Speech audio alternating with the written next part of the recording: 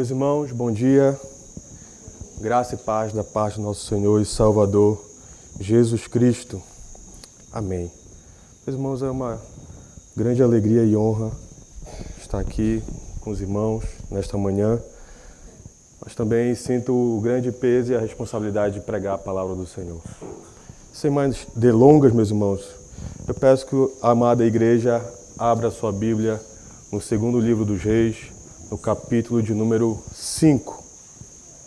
Eu farei a leitura de todo o capítulo 5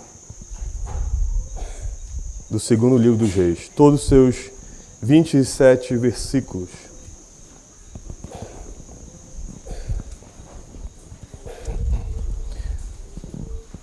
Segundo livro dos Reis, capítulo 5, diz assim a palavra do nosso bom Deus. Naamã, comandante do exército do rei da Síria, era grande homem diante do seu senhor e de muito conceito, porque por ele o Senhor dera vitória à Síria. Era ele, herói da guerra, porém leproso. Saíram tropas da Síria e da terra de Israel, levaram cativo uma menina que ficou ao serviço da mulher de Naamã. Disse ela à sua senhora: tomara o meu senhor estivesse diante do profeta que está em Samaria, ele o restauraria da sua lepra. Então foi Naamã e disse ao seu senhor: assim e assim falou a jovem que é da terra de Israel. Respondeu o rei da Síria: vai, anda, e enviarei uma carta ao rei de Israel. Ele partiu e levou consigo 10 talentos de prata, 6.000 siclos de ouro e 10 vestes festivais. Levou também ao rei de Israel a carta que dizia: logo, em chegando a ti esta carta, saberás que eu te enviei Naamã, meu servo, para que o cures da sua lepra. Tendo lido o rei de Israel a carta, rasgou as suas vestes e disse: acaso sou Deus com poder de tirar a vida ou dá-la, para que este envie a mim um homem para eu curá-lo da sua lepra? Notai, pois, e vede que procura um pretexto para romper comigo. Ouvindo, porém, Eliseu, homem de Deus, que o rei de Israel rasgara as suas vestes, mandou dizer ao rei: por que rasgaste as tuas vestes? Deixa ouvir a mim e saberá que há profeta em Israel. Veio, pois, Naamã com seus cavalos e seus carros e parou à porta da casa de Eliseu. Então, Eliseu lhe mandou um mensageiro dizendo: vai, lava-te 7 vezes no Jordão, e a tua carne será restaurada e ficarás limpo. Naamã, porém, muito se indignou e se foi dizendo: pensava eu que ele sairia a ter comigo, pôr-se-ia de pé, invocaria o nome do Senhor, o seu Deus, moveria a mão sobre o lugar da lepra e restauraria o leproso. Não são, porventura, Abana e Farfar, rios de Damasco, melhores do que todas as águas de Israel? Não poderia eu lavar-me neles e ficar limpo? E voltou-se e se foi com indignação. Então se chegaram a ele os seus oficiais e lhe disseram: meu pai, se te houvesse dito o profeta alguma coisa difícil, acaso não a farias? Quanto mais, já que apenas te disse: lava-te e ficarás limpo. Então desceu e mergulhou no Jordão 7 vezes, consoante a palavra do homem de Deus, e a sua carne se tornou como a carne de uma criança e ficou limpo. Voltou ao homem de Deus e ele toda a sua comitiva. Veio, pôs-se diante dele e disse: eis que agora reconheço que em toda a terra não há Deus, senão em Israel.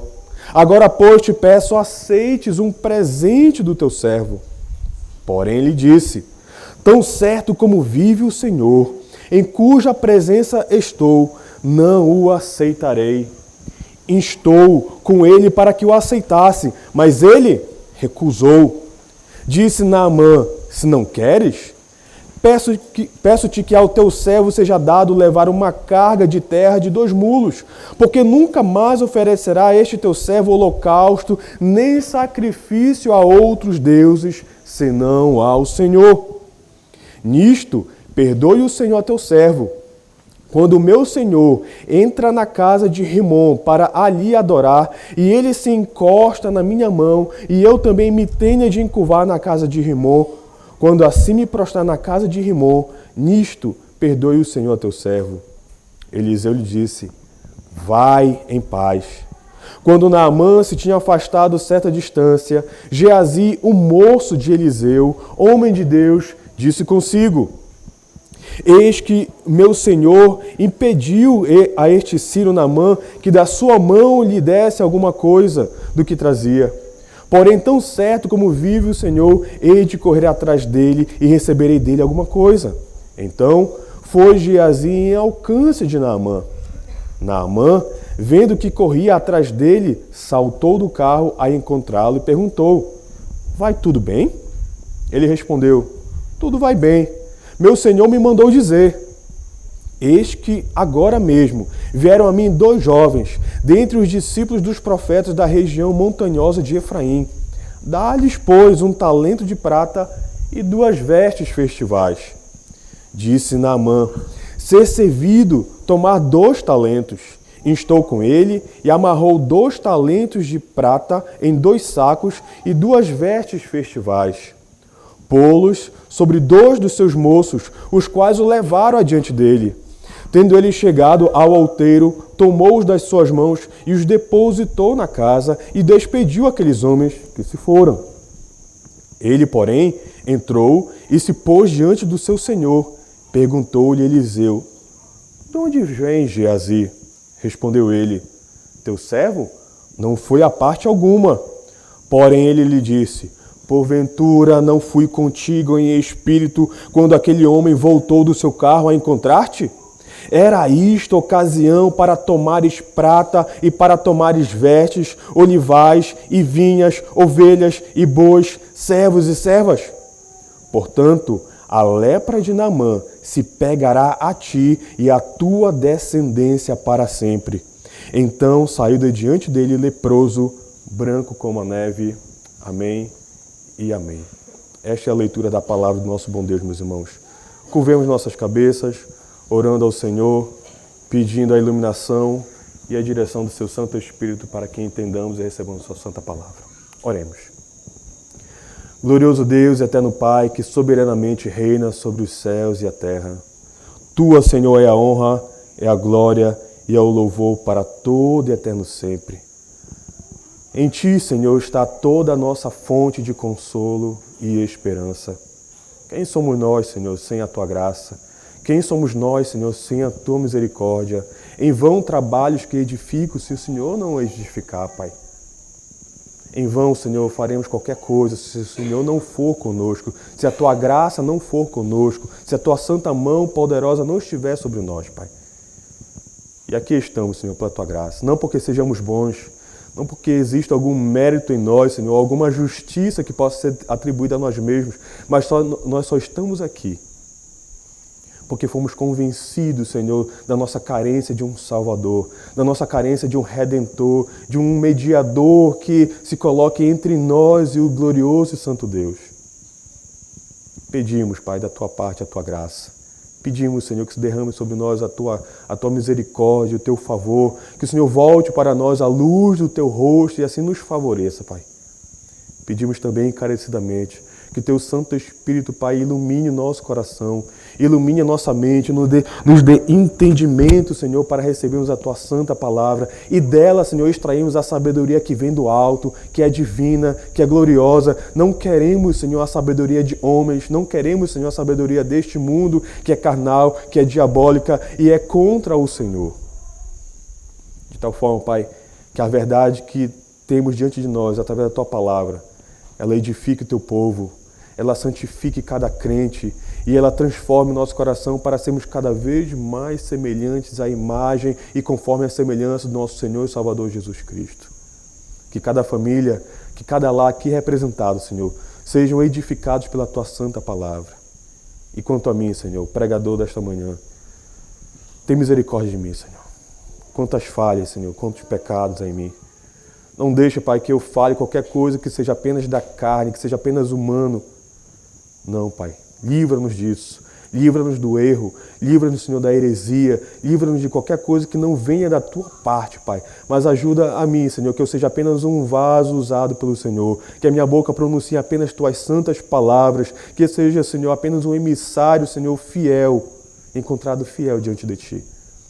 Assim que Teu nome seja glorificado, para a glória e louvor do Teu amado e nosso amado Redentor Jesus Cristo, a quem oramos, em nome de Jesus. Amém e amém.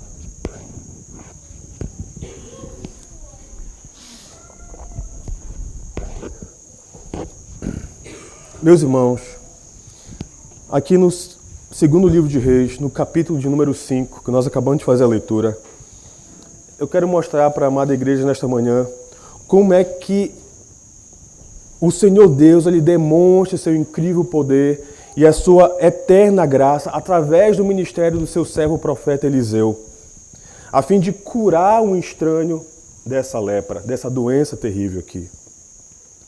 Observe, meus irmãos, que enquanto Jesus Cristo ele esteve na terra, ele também demonstrou, obviamente ele demonstrou o reino messiânico de várias maneiras.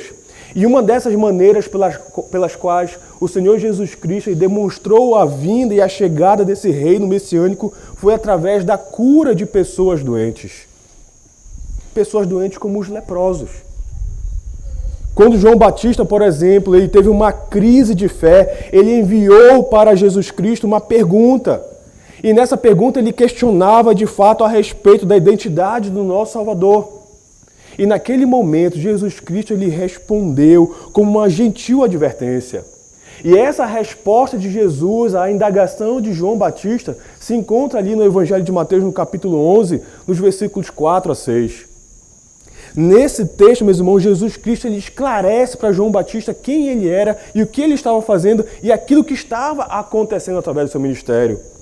Em Mateus 11, versículos 4 a 6, diz assim o texto: E Jesus, respondendo, disse-lhes: Ide anunciai a João o que estás ouvindo e vendo. Os cegos veem, os coxos andam, os leprosos são purificados, os surdos ouvem, os mortos são ressuscitados, e aos pobres está sendo pregado o evangelho. E bem-aventurado, aqui conclui Jesus, é aquele que não achar em mim motivo de tropeço. Veja, meus irmãos, bem aqui nesse texto que eu acabei de ler em Mateus 11, essa breve resposta de Jesus resume os milagres e a pregação de Cristo usando a própria linguagem do texto de Isaías capítulo 35 e capítulo 61. Definitivamente, meus irmãos, Jesus Cristo lhe afirmava que essas visões messiânicas aqui estavam sendo cumpridas nos milagres que ele realizava e na pregação que ele proclamava. Assim, meus irmãos, as palavras que Jesus ele trazia aqui tinham a intenção de deixar nenhuma dúvida de quem ele era. E de fato, meus irmãos, aquele que é santo, a respeito de quem todos os profetas falaram, era o nosso Senhor Jesus Cristo pregando e curando.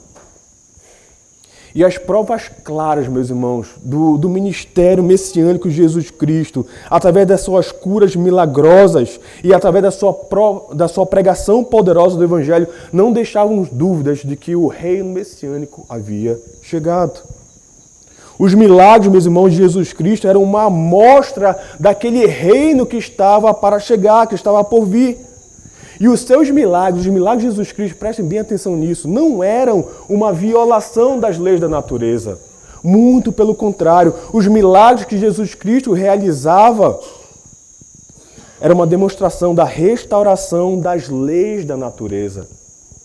Jesus, meus irmãos, ele deu um vislumbre terreno daquela restauração final que haveria de chegar através do estabelecimento do seu reino. E, meus irmãos, Jesus Cristo, vejam só, Jesus Cristo um dia, meus irmãos, triunfante, completa e finalmente ele reverterá toda a maldição deste mundo caído em trevas e em pecado. Nós, meus irmãos, como diz o apóstolo Paulo em Romanos capítulo 8, versículo 26, nós aguardamos com gemidos. E esses gemidos são, às vezes, profundos demais para serem expressos por palavras. Porém, meus irmãos, os nossos gemidos, eles devem ser misturados com uma esperança confiante, Pois a esperança, meus irmãos, ela já veio e ela encarnou na pessoa de nosso Senhor e Salvador Jesus Cristo. E Ele virá novamente um dia para fazer novas todas as coisas. E aqui, meus irmãos, voltando para o texto de 2 Reis, capítulo 5, o ministério de Eliseu inclui essas prévias, essas demonstrações antecipadas do ministério do nosso Senhor e Salvador Jesus Cristo. Na verdade, meus irmãos, o ministério do profeta Eliseu e o ministério de Jesus Cristo, eles apresentam numerosas similaridades. E mais uma vez, aqui, nesse texto de 2 Reis, capítulo 5, essa é uma verdade. Nesse texto, meus irmãos, que acabamos de ler, nós lemos a respeito do profeta Eliseu curando um leproso. E essa cura, meus irmãos, essa cura do profeta Eliseu, ela acaba apontando para aquele que é o grande e último profeta, para aquele que é o grande e o maior de todos os médicos, que em certa ocasião, meus irmãos, ali nos evangelhos, em uma ocasião particular, ele curou 10 leprosos.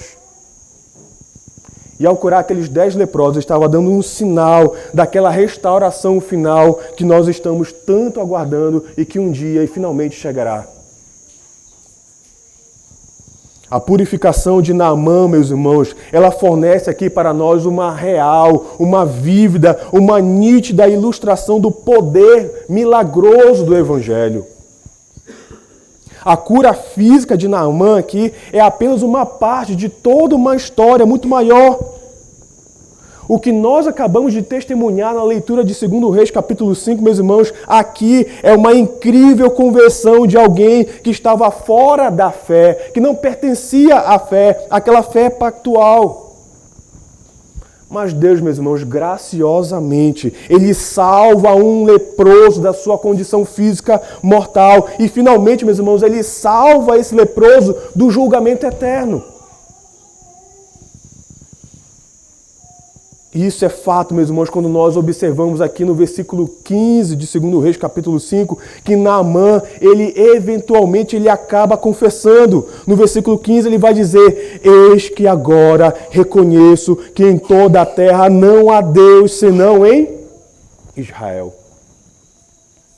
Portanto, meus irmãos, agora você observa que esta aqui não é simplesmente uma história encorajadora para pessoas que estão passando por dificuldades de doenças, por enfermidades, pessoas que estão doentes. Não, meus irmãos, essa aqui é uma história com a qual todos nós, cada um de nós, você e eu, podemos nos identificar. E como crente, meus irmãos, nós éramos como esses leprosos aqui espirituais. Até Cristo vir chegar e nos limpar e nos purificar de todo o nosso pecado. E de fato, meus irmãos, essa história aqui ela nos lembra que ninguém é mal demais para ser alcançado pela graça salvadora de nosso Senhor Jesus Cristo. Aqui, meus irmãos, existe uma verdadeira esperança do Evangelho nessa antiga história narrada aqui no 2º livro de Reis. Nós temos um problema fundamental. Todos nós somos impuros. O apóstolo Paulo, ali em Romanos, no capítulo 3, nos versículos 10 a 12, ele vai colocar da seguinte forma: como está escrito, não há justo, nenhum sequer. Não há quem entenda, não há quem busque a Deus. Todos se extraviaram, a uma se fizeram inúteis. Não há quem faça o bem, não há nenhum sequer. Essa história, meus irmãos, do 2º livro de Reis, no capítulo 5, vai nos lembrar, meus irmãos, que Deus, de forma poderosa, de forma soberana, de forma graciosa, Ele pode e tem poder para superar todos os efeitos desastrosos da queda e salvar pecadores como Naamã e salvar pecadores como você e como eu. E para tanto, meus irmãos, eu quero expor o capítulo 5 do 2º livro de Reis, dividindo-o basicamente em duas partes. A primeira parte vai do versículo 1 até o versículo 19. Nessa primeira parte, eu quero mostrar para vocês como a graça salvadora de Deus ela se manifesta aqui. Dos versículos 1 a 19, como a graça salvadora de Deus se manifesta. E a segunda e última parte, que vai dos versículos 20 a 27, eu quero mostrar para vocês, meus irmãos, pelo texto sagrado, como a graça de Deus pode ser perigosa. Vejam só, como a graça de Deus pode ser perigosa. Que o Espírito Santo de Deus, meus irmãos, nos ilumine para fazermos a exposição fiel da sua santa palavra. Vejamos, portanto, meus irmãos, essa primeira parte que vai dos versículos, que compreende versículos 1 a 19, a graça salvadora de Deus.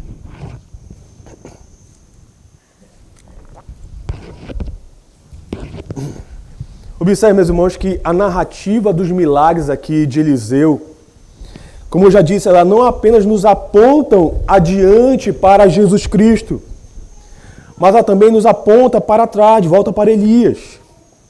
E aqui está outro relato de como Deus estava trabalhando no profeta para impactar aqueles que estavam fora da nação de Israel, para impactar aquelas pessoas que não faziam parte do pacto. E aqui, meus irmãos, nesse trecho, dos versículos 1 a 19, nós vamos encontrar 4 coisas importantes aqui. Nós vamos observar um grande homem com uma grande necessidade. Nós vamos encontrar aqui uma grande evangelista. Nós vamos observar uma grande palavra. E aí, em quarto e último lugar, nós vamos observar aqui uma grande e poderosa transformação. Observe, portanto, em primeiro lugar, meus irmãos, logo no primeiro versículo aqui nós encontramos um grande homem com uma grande necessidade. Lerei novamente o primeiro versículo. Naamã, comandante do exército do rei da Síria, era grande homem diante do seu senhor e de muito conceito, porque por ele o Senhor dera vitória à Síria. Era ele herói da guerra, porém leproso.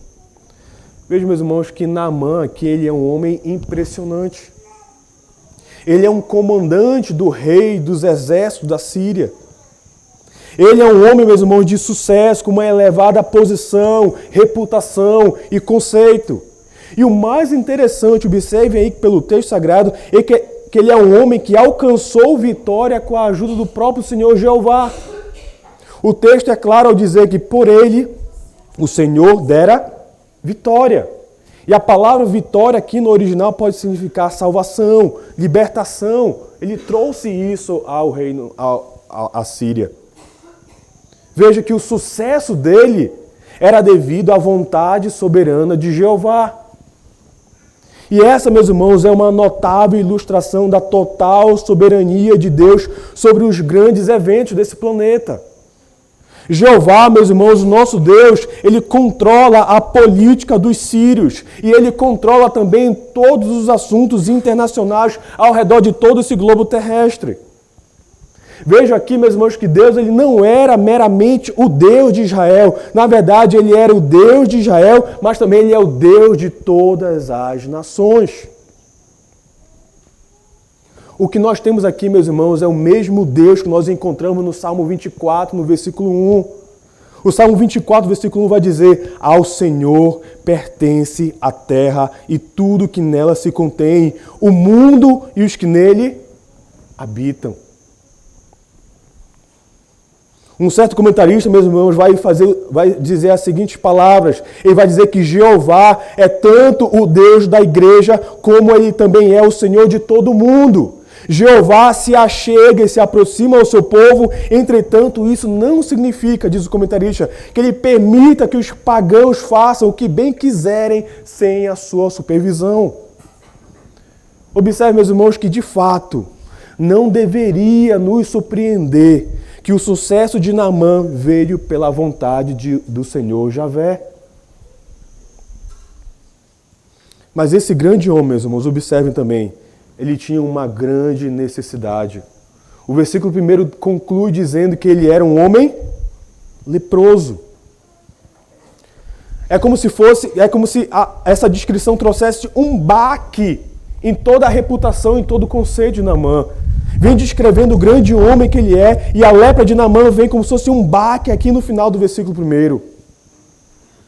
Alguns comentaristas vão discutir a respeito dessa doença da pele de Naamã, se era realmente a lepra como nós conhecemos nos dias de hoje ou não.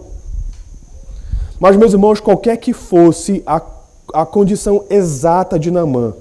Nós sabemos que aqui era uma doença séria, era um caso sério, o bastante para trazer medo e acabar suscitando preocupação em outras pessoas. Mais importante ainda, meus irmãos, essa doença da pele de Naamã teria tornado Naamã ritualmente impuro de acordo com as leis, de acordo com Levítico capítulo 13 e capítulo 14. E por conta dessa doença de pele, teria colocado Naamã debaixo do julgamento do próprio Deus. Assim, meus irmãos, Naamã, vejam, ele era um estranho duplamente. Ele não fazia parte do povo do pacto, do povo da aliança, ele era um sírio. E também ele era um homem leproso. Ele era um grande homem, meus irmãos, mas ele tinha uma grande necessidade. Ele precisava ser limpo de todas as maneiras. Observem aí. E a história de Naamã, preste atenção, meus irmãos, ela não é única. Por quê?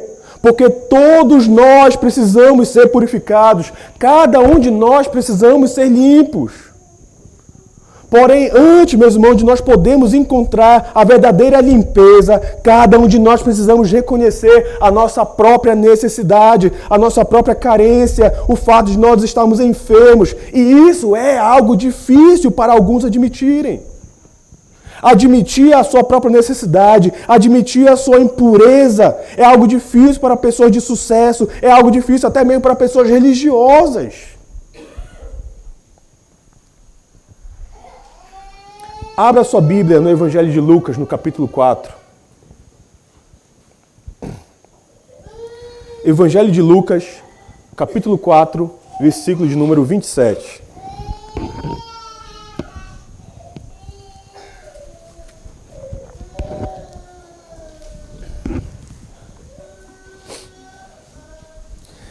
Vejam aí, meus irmãos, que no Evangelho de Lucas, no capítulo 4, no versículo 27, Jesus ele reconta a história de Naamã. Olha o que diz o texto sagrado. Havia também muitos leprosos em Israel nos dias do profeta Eliseu. Olha aí, ó, muitos leprosos. E nenhum deles foi purificado senão Naamã, o sírio. Embora, meus irmãos, existissem vários leprosos, apenas um foi curado. Apenas um foi limpo, que foi Naamã, o sírio, alguém de fora da nação de Israel. E olha que interessante, meus irmãos, e após ouvirem essas palavras de Jesus Cristo aí, em Lucas 4, 27, aquelas pessoas que estavam na sinagoga quiseram matar o nosso Salvador. Aqueles que ouviram Jesus Cristo descrever a sua missão não o receberam. Ele veio para os seus, mas os seus não o quiseram, não o aceitaram. Eles rejeitaram, meus irmãos, Jesus Cristo, como Israel também no passado rejeitou os seus profetas. E a pergunta é, e quanto a você? E quanto a cada um de nós? Meus irmãos, nós não podemos, nós não devemos cometer o mesmo erro. Não podemos rejeitar o nosso Senhor. A graça de Deus está disponível para todos aqueles que admitem que são leprosos espiritualmente, que carecem da limpeza e da purificação do nosso Senhor e Salvador Jesus Cristo.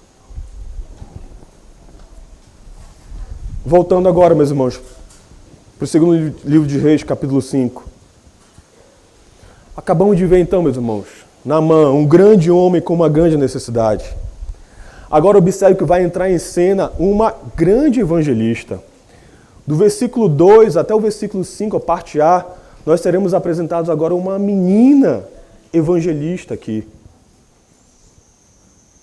Versículo 2 diz assim, lerei novamente.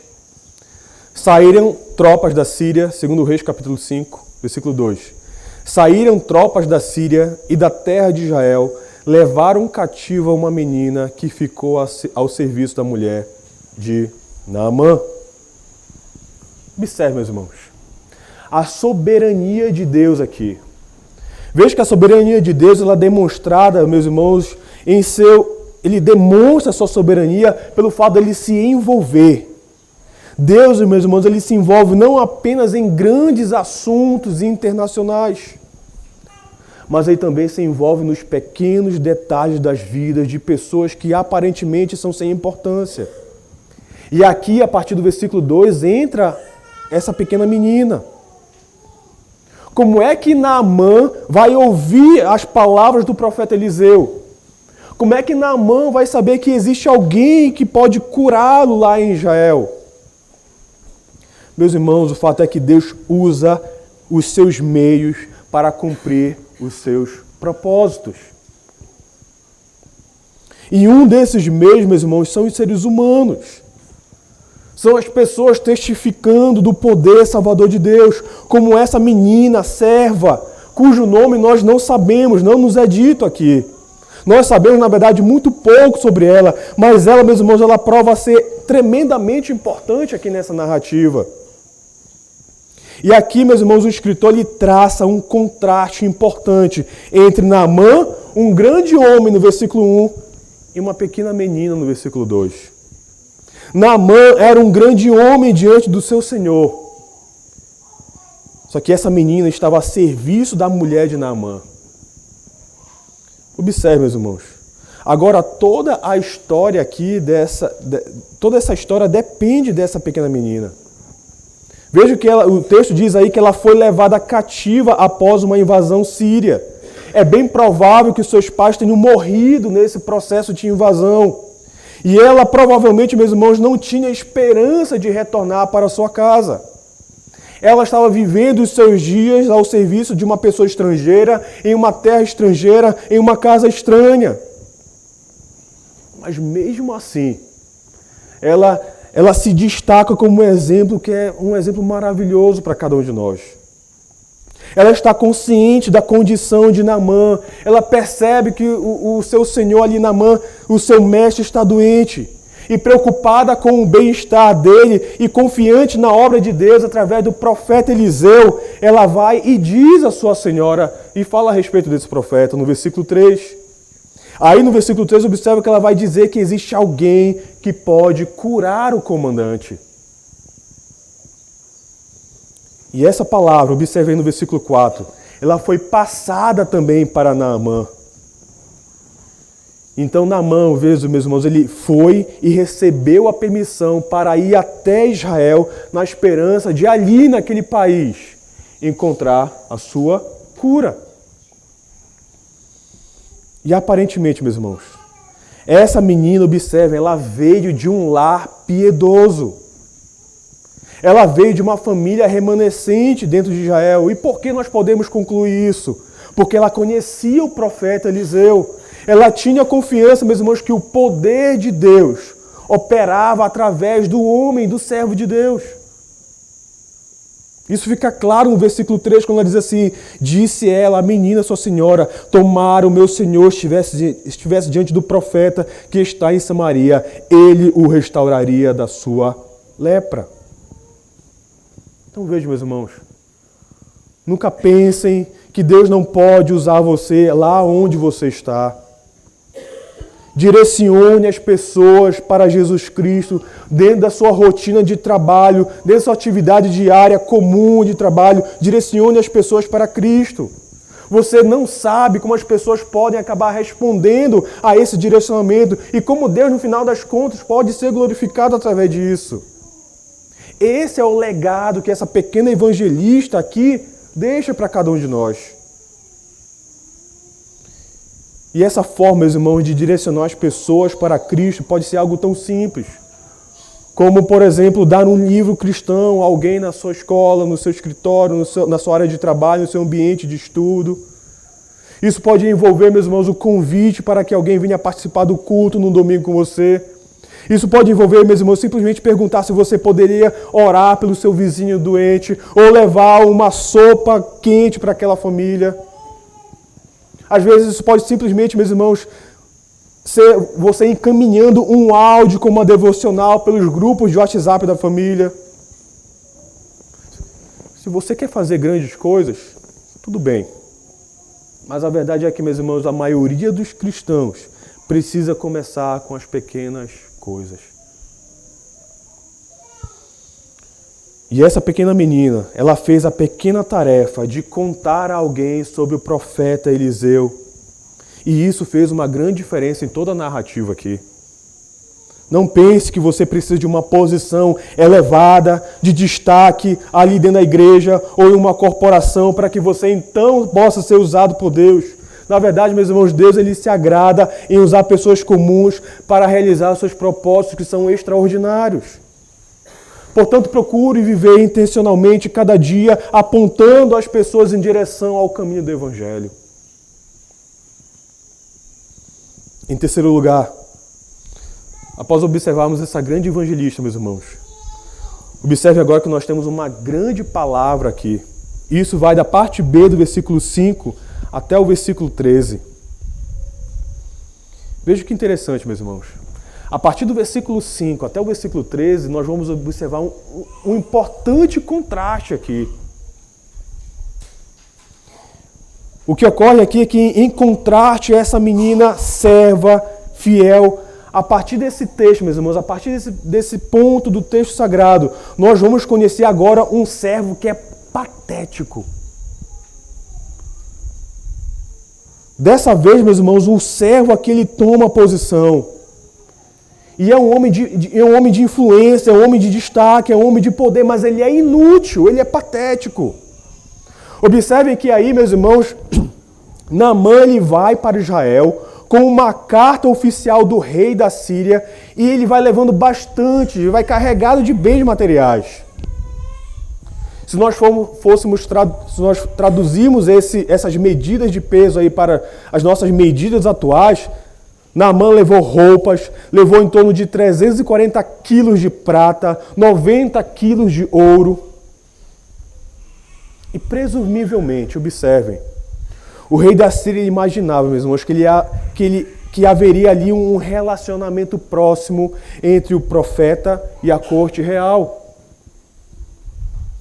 Mas o rei de Israel, que provavelmente, não nos é dito aqui, mas provavelmente era Jorão, o rei de Israel não foi de ajuda alguma. Ele foi inútil aqui. Diante da carta do rei da Síria, da carta oficial do rei da Síria, veja como ele responde. Ele responde com lamento, com pânico, com desespero. A suposição dele, observe no texto, é que o rei da Síria queria encontrar pretextos para batalhar novamente. Estava procurando motivos para começar uma nova briga. E aqui, meus irmãos, está esse importante contraste. A menina escrava, ela tem fé. Mas o rei de Israel, ele não demonstra fé alguma. E nós sabemos, meus irmãos, ao estudar o Antigo Testamento, que a fé e a posição espiritual do líder na nação normalmente reflete a condição espiritual daquele povo. A fé da menina, meus irmãos, ela se destaca contra o desespero do rei de Israel. Observe o versículo 7, eu lerei novamente. Tendo lido o rei de Israel a carta, rasgou as suas vestes e disse: acaso sou Deus com poder de tirar a vida ou dá-la, para que este envie a mim um homem para eu curá-lo da sua lepra? Notai, pois, e vede que procura um pretexto para romper comigo. Veja a postura dele. O rei de Israel ele não procura o profeta. Mas observem, quando o profeta Eliseu ouve sobre essa situação, o profeta responde. Olha o versículo 8. Ouvindo, porém, Eliseu, homem de Deus, que o rei de Israel rasgara as suas vestes, mandou dizer ao rei: por que rasgaste as tuas vestes? Deixa ouvir a mim e saberá que há profeta em Israel. Por que rasgaste as tuas vestes? Deixa ouvir a mim. E ele vai saber que aqui em Israel há profeta.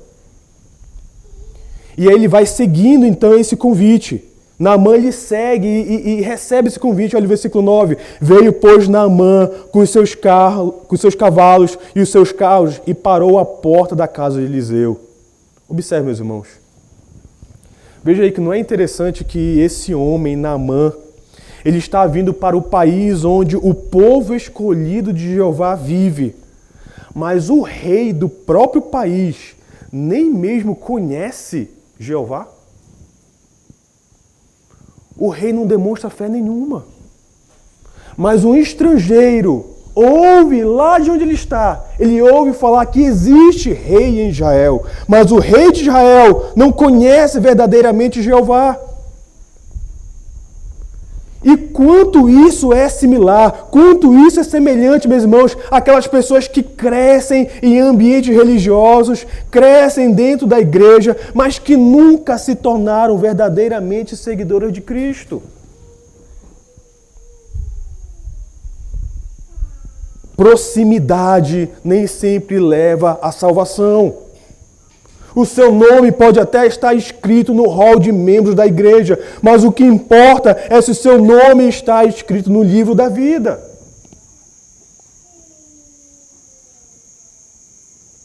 E agora observem que aqui vem a grande palavra do profeta Eliseu. E a palavra dele, meus irmãos, é uma palavra de salvação.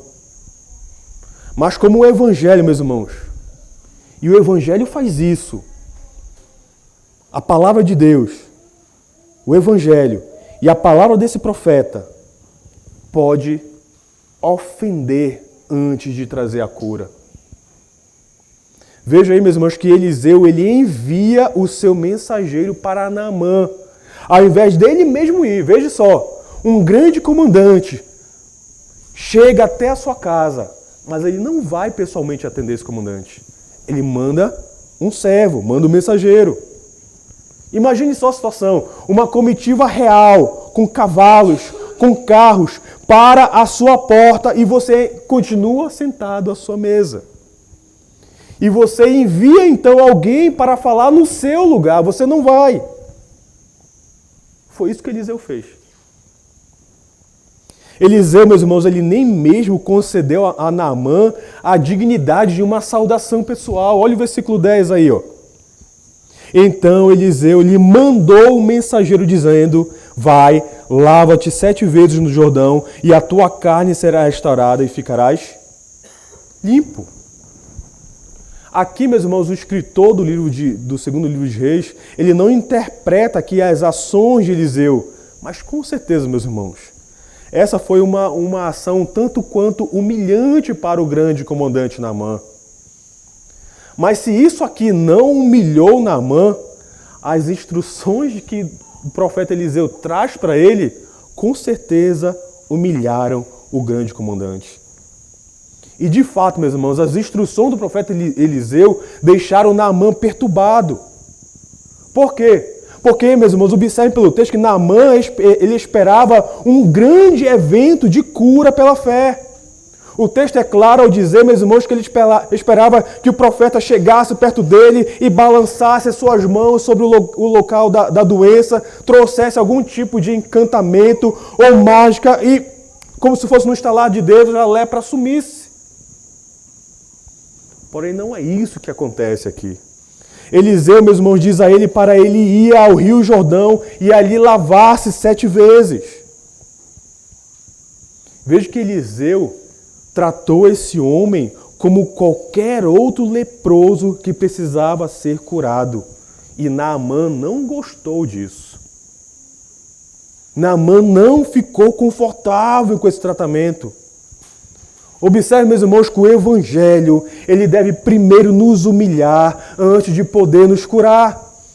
O Evangelho, meus irmãos, ele tem essa capacidade dada pelo próprio Senhor para esmagar, para acabar com toda aquela estrutura de orgulho e presunção e arrogância, destruindo tudo aquilo que é contrário ao Senhor, que está dentro dos nossos corações. O poder do Evangelho, meus irmãos, esmaga toda aquela suposição cultural pela qual nós achamos que podemos chegar diante do Senhor e mandar e desmandar o Senhor. O fato é, meus irmãos, e a Bíblia Sagrada nos ensina isso, que você deve primeiro, humildemente, admitir que você é um leproso espiritual. Você deve primeiramente admitir que você é um pecador desesperado, carente da salvação. As pessoas orgulhosas, as pessoas moralmente relativistas, elas não querem reconhecer esse fato. Mas você deve humildemente aceitar que Jesus Cristo, aquele Galileu que foi pendurado sobre madeiro há mais de 2000 anos, deve admitir que Ele é o único caminho para a salvação. E da mesma forma, pessoas orgulhosas, pessoas cheias do seu próprio intelecto, não querem aceitar esse fato. Você deve, meus irmãos, cada um de nós devemos humildemente reconhecer que nós não podemos fazer coisa alguma, absolutamente nada, para ganharmos, para conquistarmos a salvação. Se houver qualquer tipo de matéria humana, já não é mais a graça de Deus. Pessoas orgulhosas e aquelas que alcançaram sucesso e riquezas sozinhas, normalmente elas não querem admitir essa situação. Esse tipo de pessoa normalmente quer procurar justificar a si mesma. Elas querem viver de acordo com seus próprios projetos de autossalvação, de autojustificação. É por isso, meus irmãos, que para essas pessoas, tudo a respeito do Evangelho é algo humilhante, porque o Evangelho chega e esmaga e tritura todo esse orgulho. Para todos aqueles que realmente se humilham, eles encontrarão graça e serão exaltados. Abra sua Bíblia na primeira carta do apóstolo Pedro, no capítulo 5. Veja o que o apóstolo Pedro diz ali nos versículos 5 a 6.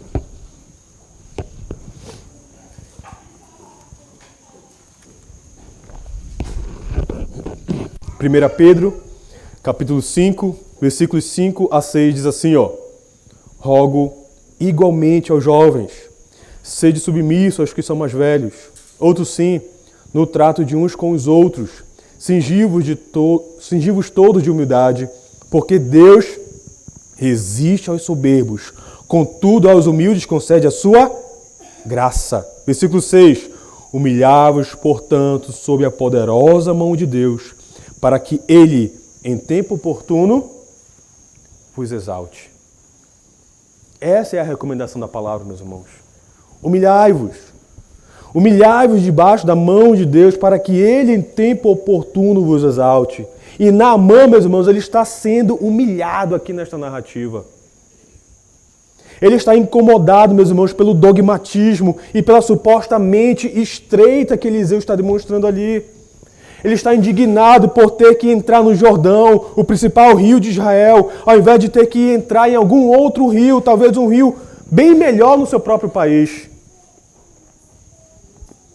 O fato é, meus irmãos, como fica claro aqui no versículo 11, o fato é que a maneira de Deus agir, ela inverte as nossas expectativas. Naamã chegou com um roteiro, chegou com um script totalmente desenhado e anotado para como Deus deveria agir. Mas diante do Senhor, ele teve que submeter às orientações do próprio Deus. A grande pergunta que nós fazemos, meus irmãos, é: será que Naamã ele vai tropeçar nessa mensagem? Será que ele vai receber essa palavra? Será que ele vai se submeter a essa mensagem? Como nós vimos aqui, meus irmãos, Naamã já chegou com um roteiro todo escrito para Deus agir dessa e daquela forma. Ele queria algo deslumbrante, algo vibrante, algo que estava no coração dele. Ele não queria apenas uma palavra de promessa. O apóstolo Paulo, meus irmãos, em 1 Coríntios, capítulo 1, versículos 23 e 24, ele nos diz que muitos tropeçam na cruz, mas muitos outros encontram salvação nela. Alguns zombam da mensagem sobre aquele que sangrou na cruz, enquanto outros cantam sobre ela.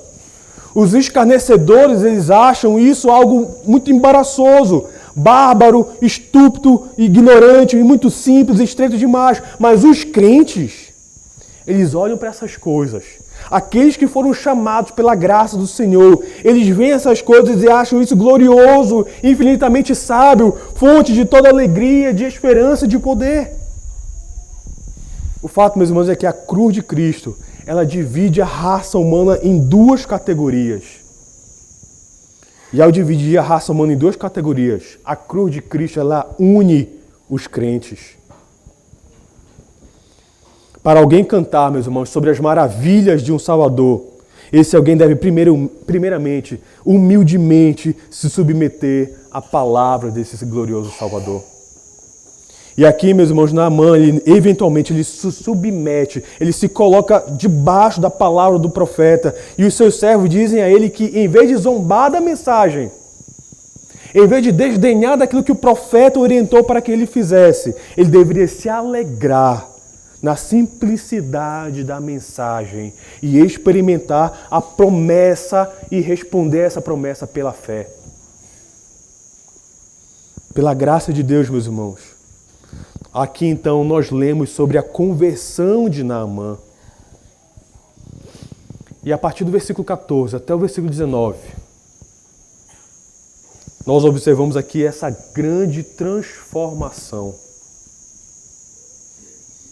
Observe aí, meus irmãos, que depois de se lavar no Jordão, a pele de Naamã é transformada. Olha o versículo 14, lerei novamente. Então, desceu e mergulhou no Jordão 7 vezes, consoante a palavra do homem de Deus, e a sua carne se tornou como a carne de uma criança e ficou limpo. A pele dele, meus irmãos, depois de obedecer à palavra do profeta, depois de se submeter à palavra do profeta através da fé, a pele de Naamã é transformada. Veja que ele é curado de forma instantânea e completamente. E aqui, meus irmãos, nós temos um belo retrato desse novo status e da nova identidade de Naamã. Veja que o milagre, meus irmãos, não foi devido a qualquer tipo de poder mágico que existia ali nas águas do Rio Jordão. De forma alguma, não foi isso, meus irmãos. A transformação de Naamã, meus irmãos, ela pode ser apenas atribuída ao poder e à graça salvadora do Deus de Israel. Observe novamente no verso 15, o que ele diz aí, ó. Lerei novamente. Voltou ao homem de Deus, ele e toda a sua comitiva. Veio, pôs-se diante dele e disse: eis que agora reconheço que em toda a terra não há Deus senão em Israel. Agora, pois, te peço, aceites um presente do teu servo. Veja, meus irmãos, que no verso 15 aí, olha que interessante. No verso 15 nós aprendemos e observamos aí que a pele de Naamã não foi a única coisa que foi transformada. A pele de Naamã não foi a única coisa que mudou aí. Veja que a mente e o coração dele também foram transformados. E, meus irmãos, que incrível confissão de fé e de mudança de coração nós temos aqui no versículo 15. Naamã, observe aí, ele confessa que somente Jeová é Deus e que não há nenhum outro. E como é interessante, meus irmãos, por 5 vezes ele vai também chamar a si mesmo de um servo do profeta Eliseu. A partir desse ponto, ele se considera um servo do profeta. E finalmente, meus irmãos, observe aí no versículo 15 que ele quer dar um presente como um sinal do seu amor e da sua lealdade. Que mudança, meus irmãos. Que mudança impressionante nós temos aqui desde aquela reação inicial dele. Outrora ele estava transtornado, ele estava chateado, ele estava inconformado, mas agora ele confessa o Senhor Deus como sendo o único e verdadeiro Deus. Mas observe que ainda existem outras evidências da sua transformação. E essa próxima parte aqui do texto, meus irmãos, observe, ela pode até ser um pouco confusa às vezes nós entendemos, mas ela faz sentido. E aqui eu quero ir um pouco mais lentamente. Observe aí que a partir daí, Naamã, ele explica essencialmente que ele não está adicionando, observe só, Naamã, ele não está adicionando Jeová aos seus deuses pagãos já existentes. Não, ele não está fazendo isso. O que Naamã está fazendo, meus irmãos, é que ele está se afastando de todos os deuses falsos e substituindo todos esses deuses falsos por Javé, pelo Senhor Jeová. E observe a situação que ele descreve aí nos versículos 17, 18 e 19. Eu lerei novamente, ó. Disse Naamã: se não queres, peço-te que ao teu servo seja dado levar uma carga de terra de 2 mulos, porque nunca mais oferecerá, observe aí, ó, nunca mais oferecerás teu servo holocausto, nem sacrifício a outros deuses, senão ao Senhor.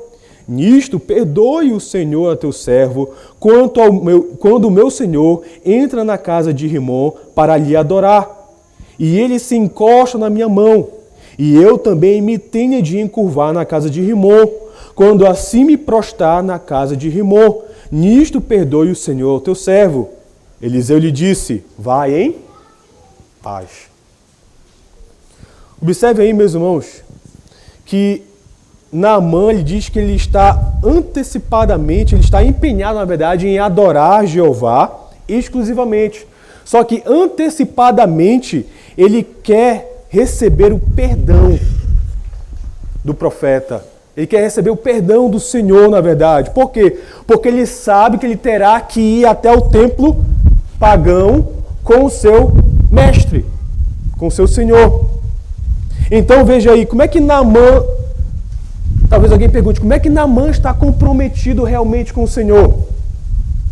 Veja aí, ele está comprometido, meus irmãos, pelo fato de ele começar a descrever o que ele vai fazer e antecipadamente pedir perdão.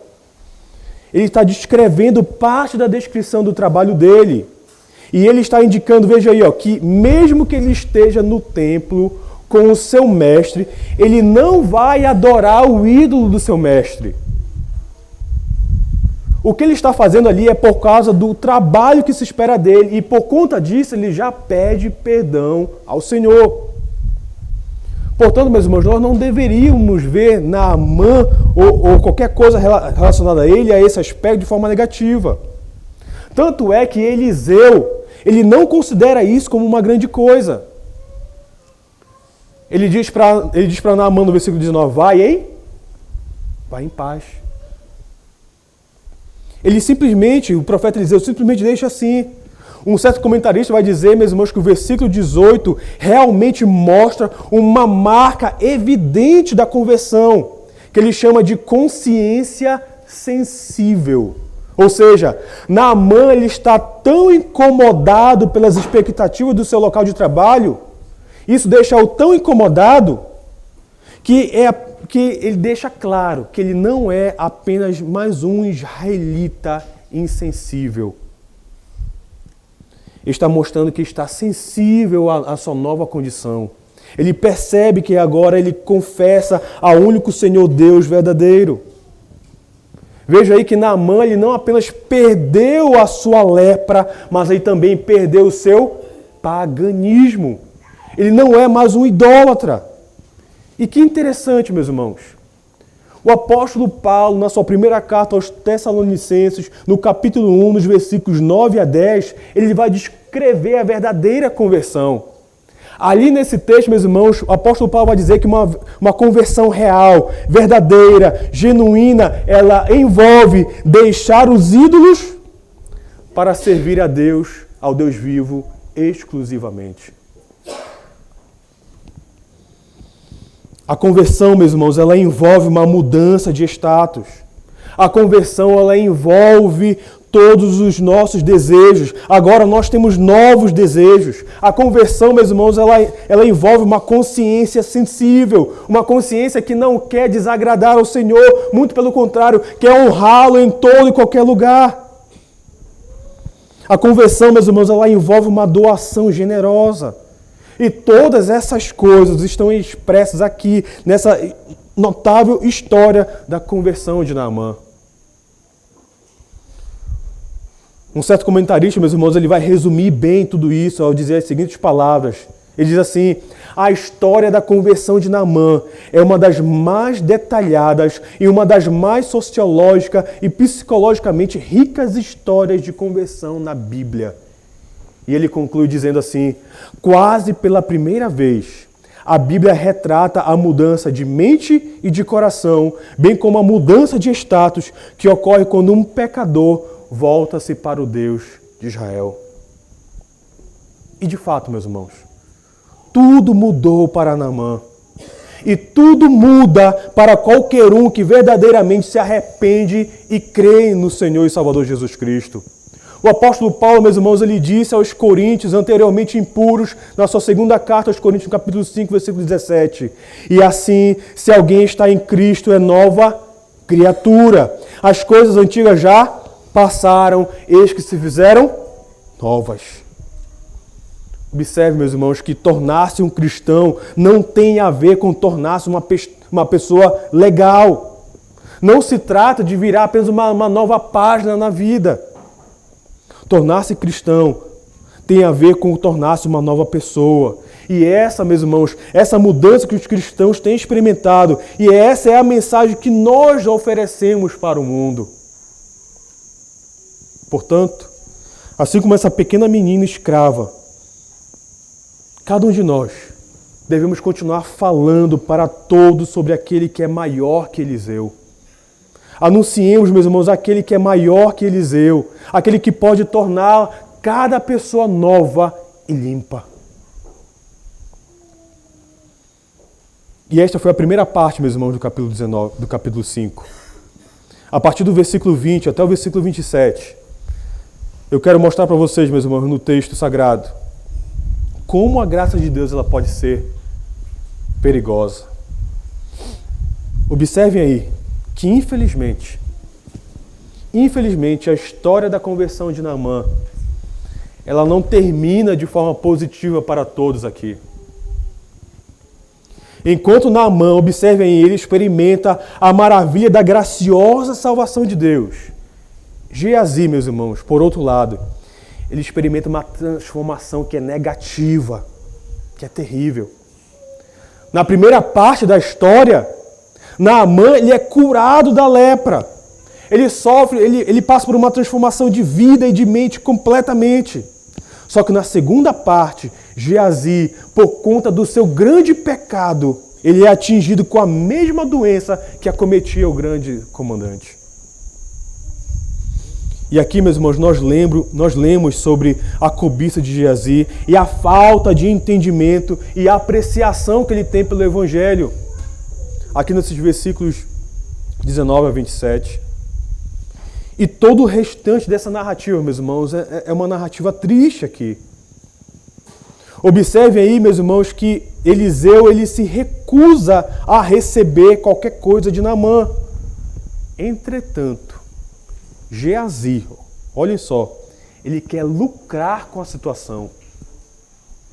Ele quer obter benefício, ele quer tirar proveito, ele quer tirar vantagem da situação. E isso acaba nos lembrando, meus irmãos, daquele pecado de Acã, ali no livro de Josué. Isso acaba nos lembrando, por exemplo, de Simão, o mágico, em Atos capítulo 8, que queria tornar a fé uma mercadoria. Quando nós lemos aqui esses últimos versículos, meus irmãos, a partir do versículo 19 até o final do versículo 27, nós observamos aqui que Geazi ele inventa uma história sobre Eliseu. E é interessante que ele conta uma mentira cuidadosamente elaborada. Ele vai até Naamã e conta não qualquer coisa. Ele conta uma mentira bem elaborada. Por quê? Porque ele sabia que o profeta Eliseu já havia recusado os presentes de Naamã. Se ele chega dizendo lá que ele quer tudo que Naamã havia levado, Naamã desconfiaria. Mas então ele elabora uma história, uma mentira, para que Naamã pense que é verdadeira. E Naamã, meus irmãos, anteriormente, como já havia dito, havia oferecido muito mais. E depois dessa mentira que Geazi conta, ele concorda em entregar os seus bens, os seus produtos para Geazi.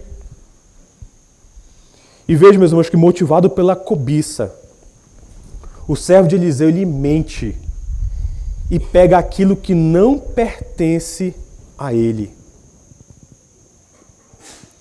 Observe agora o versículo 22, lerei novamente. Ele respondeu, depois de Eliseu perguntar sobre Geazi, ele respondeu: tudo vai bem, meu senhor. Tudo vai bem. Meu senhor me mandou dizer: eis que agora mesmo vieram a mim 2 jovens, olha a mentira dele aí, dentre os discípulos dos profetas da região montanhosa de Efraim. Dá-lhes, pois, 1 talento de prata e 2 vestes festivais. Disse Naamã: ser servido, tomar 2 talentos. Instou com ele e amarrou 2 talentos de prata em 2 sacos e 2 vestes festivais. Pô-los sobre os 2 dos seus moços, os quais o levaram adiante dele. Tendo ele chegado ao outeiro, tomou-os das suas mãos e os depositou na casa e despediu aqueles homens que se foram. Veja aí, meus irmãos, que terrível. Ele é totalmente motivado pela cobiça. Ele pega aquilo que não pertencia a ele. E ao chegar diante do profeta Eliseu, Geazi mais uma vez conta uma nova mentira para o profeta. Quando ele é perguntado pelo profeta Eliseu, ele conta uma nova situação. E Eliseu, meus irmãos, informa, ele fala para Geazi que ele sabia tudo o que havia ocorrido. O profeta, então, meus irmãos, ele diz a Geazi que quão grande e terrível pecado ele cometeu e quão grandes seriam as consequências. E nesse caso, meus irmãos, Geazi ele acaba com a mesma lepra que estava acometendo, enfermando o comandante Naamã. E observe aí, meus irmãos, o que é provavelmente mais deplorável ainda nesse episódio é que Geazi ele deturpou, ele distorceu totalmente a ideia do Evangelho. Uma pergunta importante que nós podemos fazer aqui é a seguinte: por que Eliseu? Vejam só, por que Eliseu no versículo 16? Porque Eliseu foi tão inflexível sobre rejeitar os presentes que Naamã havia levado. Meus irmãos, Eliseu agiu dessa forma porque ele queria deixar claro que a graça de Deus estava chegando de forma gratuita para Naamã. Que a graça de Deus não tem preço, que a graça de Deus não tem ouro, não tem prata, não tem bem algum que pague por ela. Só que Geazi, meus irmãos, ele tentou colocar um preço na salvação.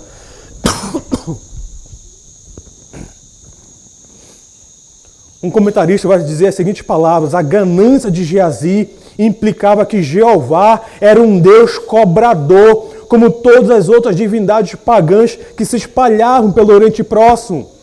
E ele conclui dizendo: isso explica por que a punição de Geazi é tão dura, porque Deus lida tão severamente com ele. Meus irmãos, a graça é livre. E nós não podemos corromper isso. Paulo alertou, meus irmãos, os crentes ali, escrevendo a carta aos Gálatas, sobre adicionar qualquer coisa à graça salvadora de Deus. O apóstolo Paulo, meus irmãos, ensinou que se alguém distorcer o evangelho da graça, esse evangelho que transforma as vidas, esse alguém deveria estar sob maldição. Gálatas capítulo 1, versículo 8. E aqui, meus irmãos, eu quero então concluir este sermão trazendo algumas breves aplicações. Em primeiro lugar,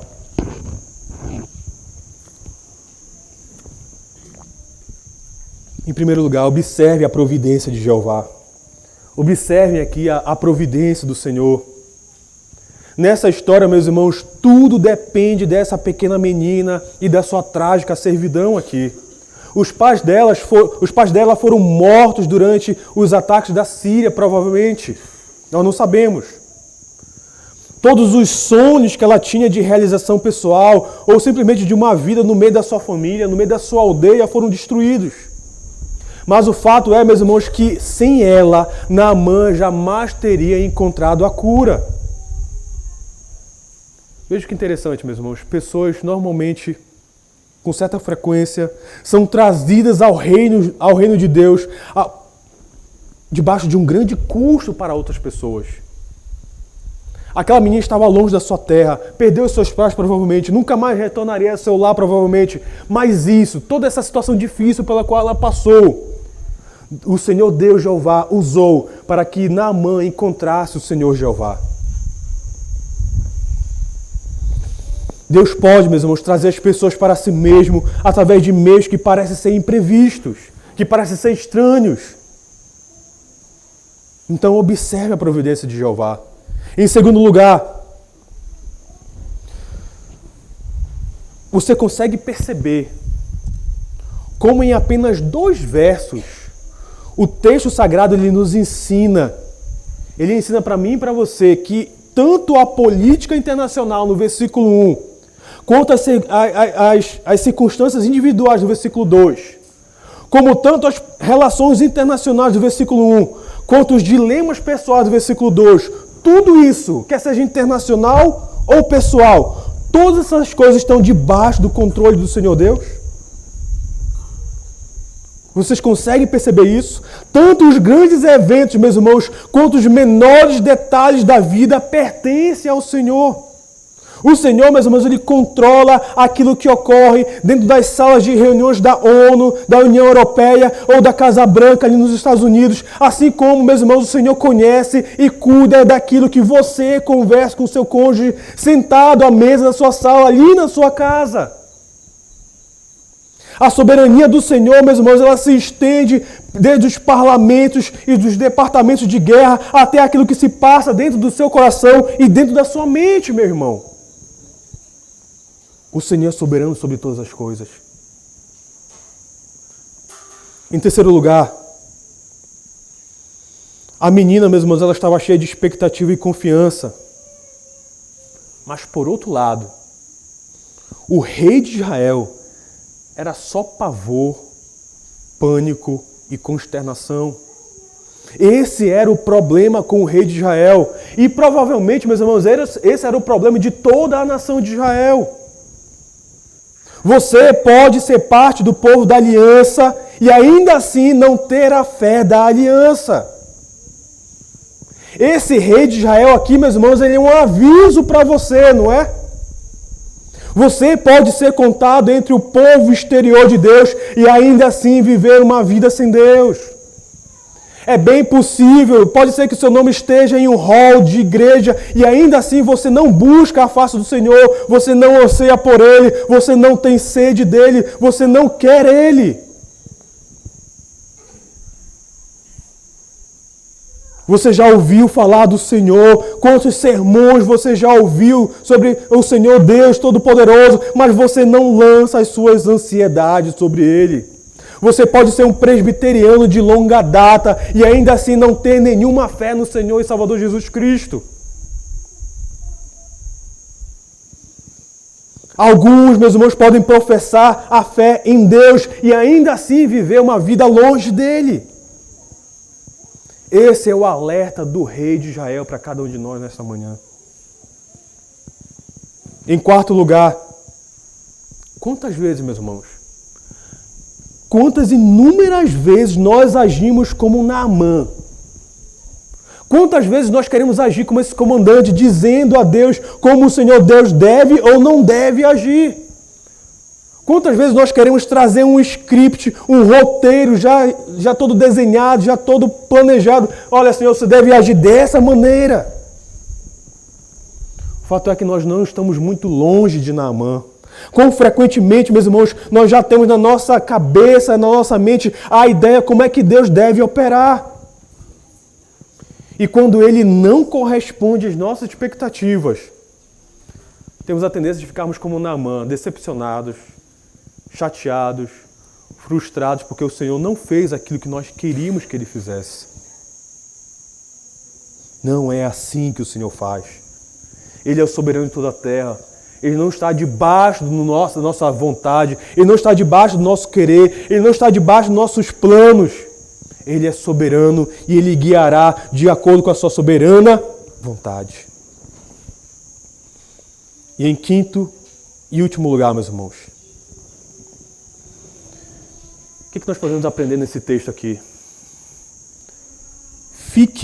Preste atenção nisso. Fique admirado com a conversão de Naamã.